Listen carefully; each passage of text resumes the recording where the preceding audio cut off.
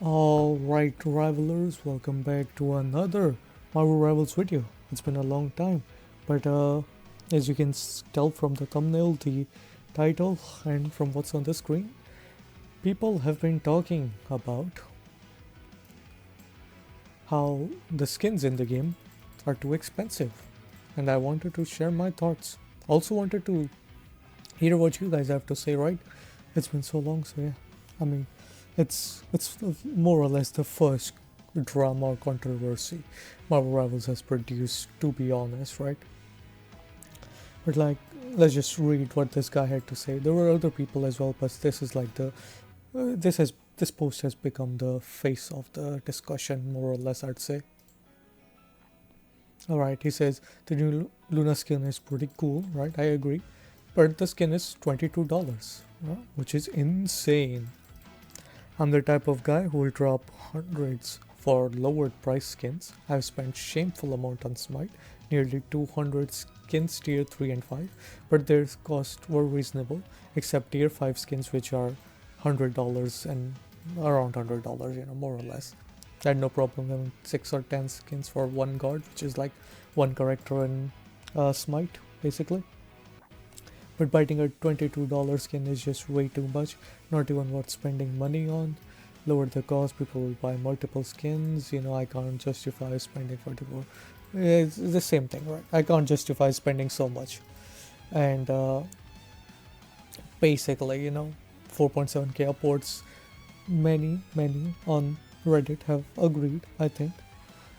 I'm not saying everyone's in agreement. Some are like, these look same, or JPEG skins. People spend $100 on like gacha games and all that, which yeah, obviously people do.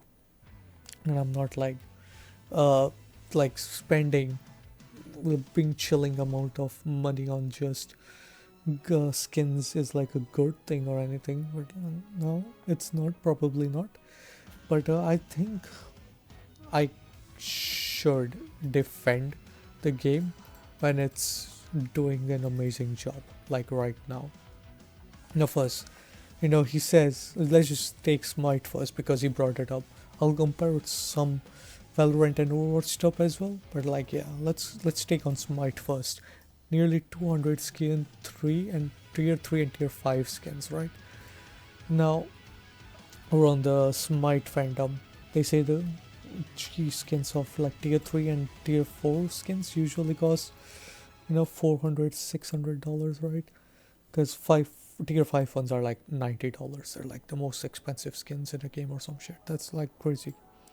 But these are like the middle skins, which are like 600 gems or like 400 gems, which means you would have to pay like $8, or if 600, so like $15, right? Which I mean, if you come over to Marvel Rivals, I think the tier 3 and tier 4 skins would be the epic skins and not the legendaries. These would be the new Psylocke skin, which, well, you get the cool skin, you get a spray, you get the nameplate, you get an emote, and crazy MVP, Take a look at this MVP.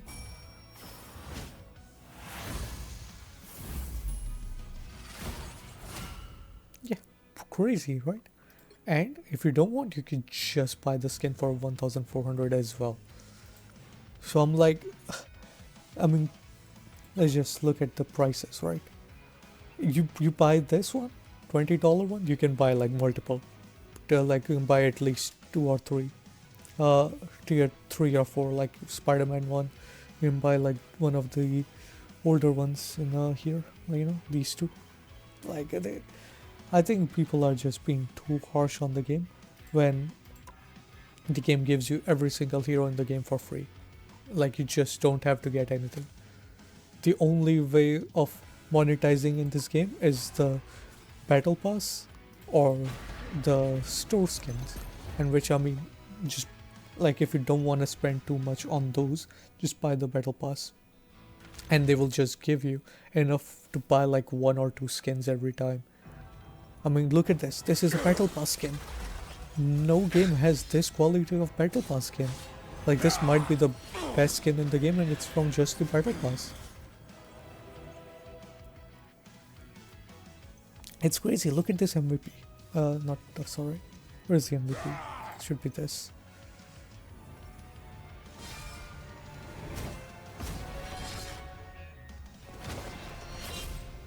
It's insane quality. And not only that, they give 3100 and like multiple lattice and units from just events and stuff. Like this is how much I have, and I have not spent money on the game yet. And this is all from just, you know, achievements. Where should there be? They're right here. Yeah. All of these are from like achievements, the events, and it's just 1 month into the game. And they've already given me enough to buy like multiple quote unquote tier 3, tier 4 skins. And I could even buy one tier 5 skin, which would be $90 in a different game as Smite, right? So I don't think comparison to Smite even makes sense. But even when you compare to Smite, the prices are actually quite competitive. Because this new skin, Luna Snow, which one? It's a legendary skin, right? You might disagree that it should not be a legendary whatever, but it is because he had an intro and an MVP, right? As you're buying a tier 5 for $22 when you're okay to pay like $100 in a different game. It's less like like that's not even fair comparison. And when you compare these to like industry, you know, the main leaders in the industry of shooting games, Valorant prices, I mean, I don't even need to talk about them. These are all like crazy prices. You would spend $20 and you barely get like one gun skin, and it probably won't be the one of the cooler ones. People are spending like hundreds and hundreds of dollars on one knife skin and they're fine with it, but like those prices are absurd and nothing compared to Marvel Rivals, because in Marvel Rivals you can at least grind to get 1 or 2 skin off your main for free. In Valorant, no, you can't grind to buy anything. The only thing you can get is like the occasional goofy skin from the Valorant Battle Pass, which, well, who wants that, right? On top of that, Valorant also takes so long to unlock a character. Like, I haven't played in a bit, but I do remember, like, whenever a new character dropped, you know, there would be a 28-day thingy where you would have to keep playing the game to unlock it, or, you know, spend money. After the 28th day, you could buy with like some of the home credit thing they had, Kingdom Credit, right? Which is not bad, right? Obviously, for a character, but that's like locking you away from either playing non-stop for 28 days. Even then, you would take like at least almost a week if you're not like super hardcore, I would say. And then only then you would get to play the new character. Where here, as soon as the characters come out, Mr. Fantastic, Invisible Woman, you can play her and him instantly. You don't have to wait. You don't have to look at other people play like, oh, they spent money so they get to have fun with Sue Storm, or in ranked Sue Storm in ranked, and not everyone can play. That would be like a pay to win, exactly. And not just Valorant, even Overwatch. Back when I used to play, you know, they would have the new character locked at the tier 45.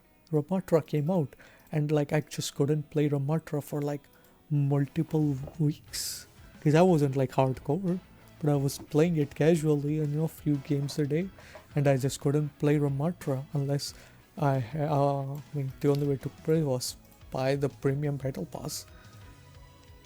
And like, compare battle passes from Marvel Rivals quality and Overwatch and Valorant, I mean, it's like day and night difference. And the prices are also day and night difference most of the time. I mean, the season 0 one, that was like half the price of a battle pass, and it still had some goated skins. So I'm like, I think we should be a little bit more fair to Valorant devs. Valorant devs? No, don't be fair to Valorant devs. They are, they don't even know how to balance their own game. But like Marvel Rivals devs, yeah, we should be more fair to them. I understand, like, obviously, you know, these are all imaginable prices. they decide. It's not like, oh, they have to decide on like the oil which was used to product this, or like the days or whatever, right? No, this is not a tangible thing. It's all gaming, right? Gaming world and all that shit. But even then, it would, in today's gaming worlds, the what should I use the word? The today's standards and how much people usually have to pay, $100 or so.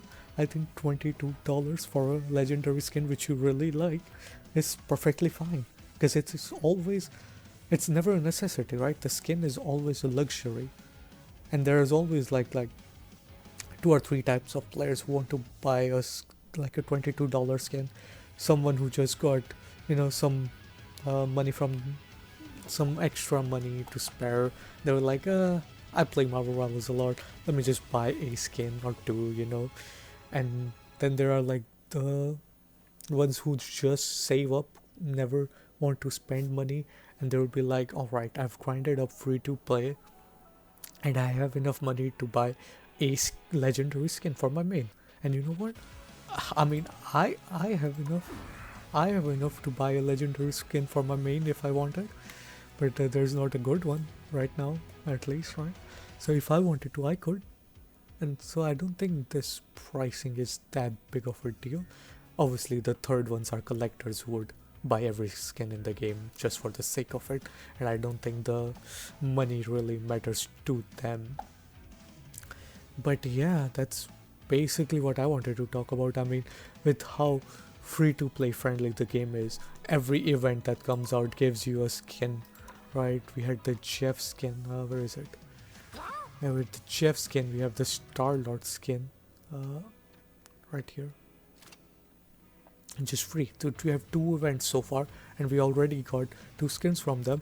And then we had like a side event, and not even like a main, just missions, and it also gave you a skin. Like yeah, I mean, free to play units as well. You could even grind up lattice to buy the battle pass. I mean, it's not as good as for Fortnite, where you would once you bought the battle pass, you could keep it forever, basically.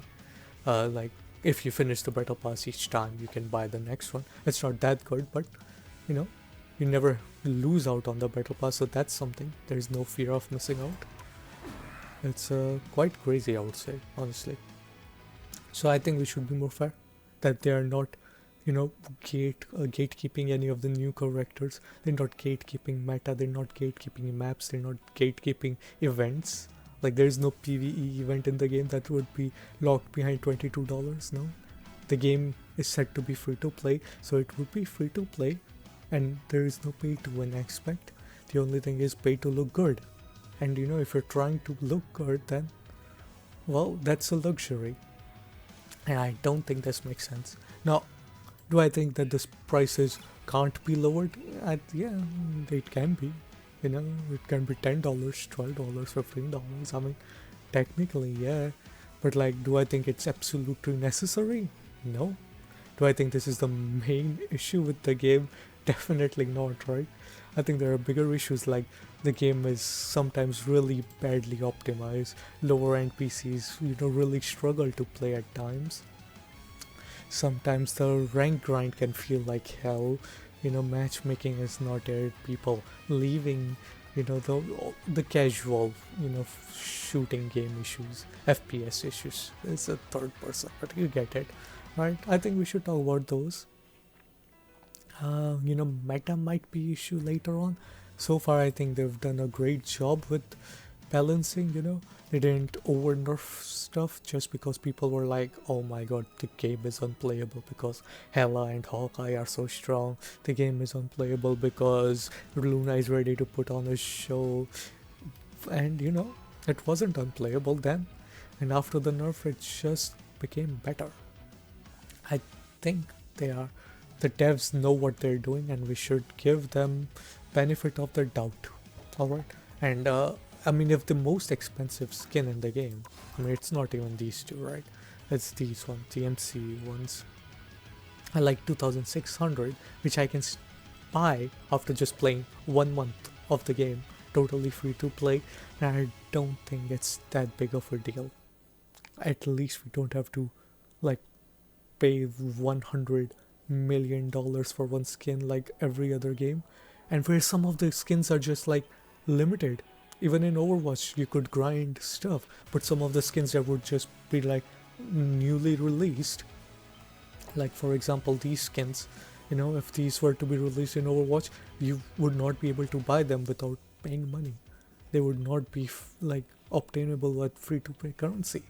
I think people are a bit Yep, I think people are a bit too on Marvel Rivals backside.